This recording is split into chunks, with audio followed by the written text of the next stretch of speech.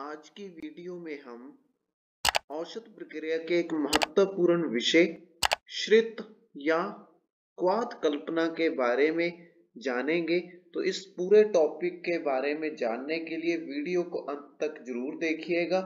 तो क्वाथ कल्पना के सबसे पहले पैरे में यहाँ पर लिखा है, औषधि द्रव्य को यवकूट कर आवश्यकता अनुसार जल के साथ अर्ध अंश, चतुर्थांश या अष्टम अंश शेष पर्यंत पाक करना क्वाथ कल्पना कहलाती है। तो यहाँ पर ये क्वाथ कल्पना की परिभाषा लिखी है।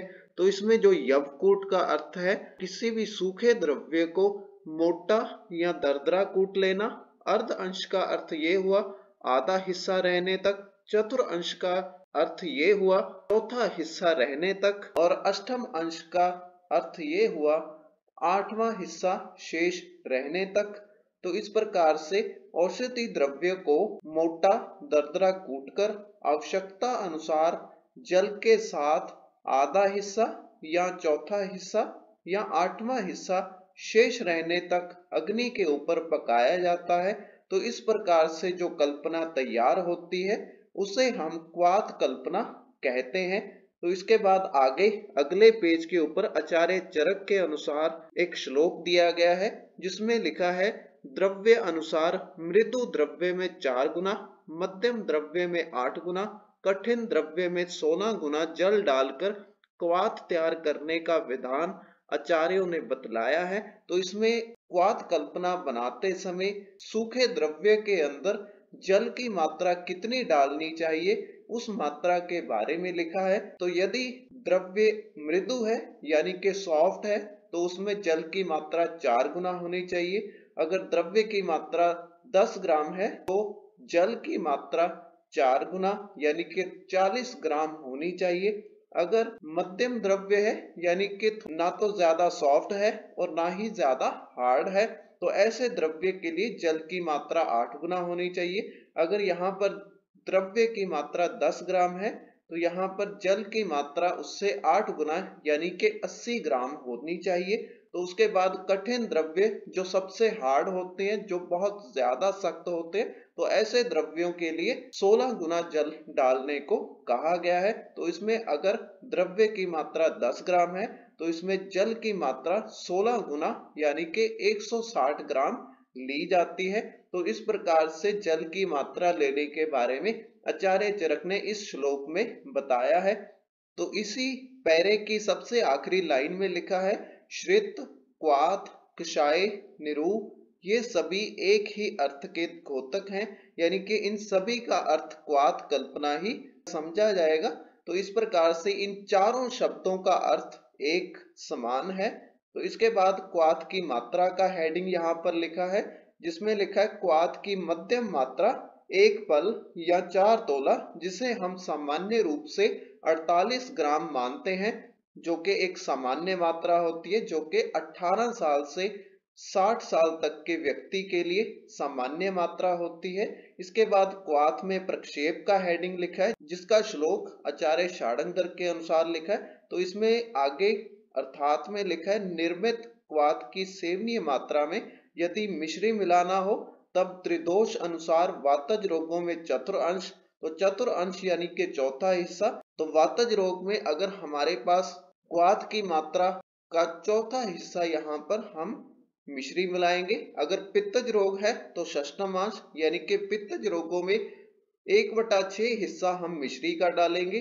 कफज रोगों में अष्टम अंश यानी कि कफ वाले रोग के अंदर मिश्री की मात्रा 1/8 हिस्सा होनी चाहिए। इसके बाद शहद को इसके विपरीत वातज में अष्टमांश यानी कि वातज रोगों में अगर क्वाथ देना है तो उसमें क्वाथ का 1/8 हिस्सा शहद को डालना चाहिए। पित्तज में षष्ठमांश यानी कि पित्तज रोग में अगर क्वाथ कल्पना देनी है तो उसी क्वाथ का 1/6 हिस्सा शहद डालना चाहिए। और अगर कफज रोग है तो वहां पर चतुर्थांश मात्रा में डालना चाहिए। तो कफज रोगों में शहद की मात्रा 1/4 हिस्सा होनी चाहिए। तो इसके अगले पैरे में यहाँ पर लिखा है, क्वाथ की सेवनीय मात्रा में भुना हुआ जीरा, शुद्ध गूगल, क्षार, लवण, शुद्ध शिलाजीत, शुद्ध हींग, त्रिकटु, आदि चूर्ण एक क्षाण, यानी कि इन सभी को एक साथ जो है 3 ग्राम की मात्रा में लिया जाता है।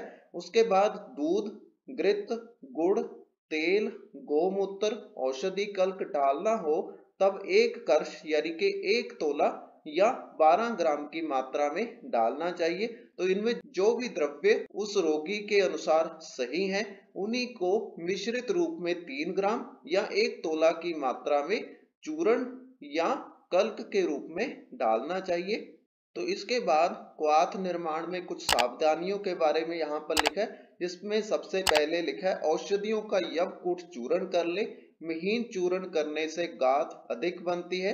तो यहाँ पर गाद ना बने, इसीलिए यहाँ पर लिखा है कि औषधियों का मोटा चूर्ण किया जाता है, उनको दरदरा कूटा जाता है। और इसके सेकंड पॉइंट में यहाँ पर लिखा है प्राय सायंकाल को औषधि यवकूट को जल में गला दे, प्रातः क्वाथ बनाए। तो 1 रात पहले इस पूरे औषधि के बनाए हुए यवकूट चूर्ण को जल में यहाँ पर रख दिया जाता है और अगले दिन सुबह इसका क्वाथ बनाया जाता है। तो इसी विधि को अगर फॉलो किया जाएगा तो क्वाथ के गुण ज्यादा होते हैं, ज्यादा गुणवत्ता उस क्वाथ के अंदर होती है। तो इसके बाद यहाँ पर थर्ड पॉइंट लिखा है पात्र का मुख खुला रखें, ढके नहीं। ढकने से क्वाथ गुरु और दुर्जर हो जाता है। तो अगर क्वाथ बनाते समय उस पात्र का मुख ढका जाता है तो उससे क्वाथ की गुणवत्ता में फर्क पड़ता है, इसीलिए पात्र का मुख खुला रखना चाहिए। तो इस प्रकार से यहाँ पर थर्ड पॉइंट दिया गया है।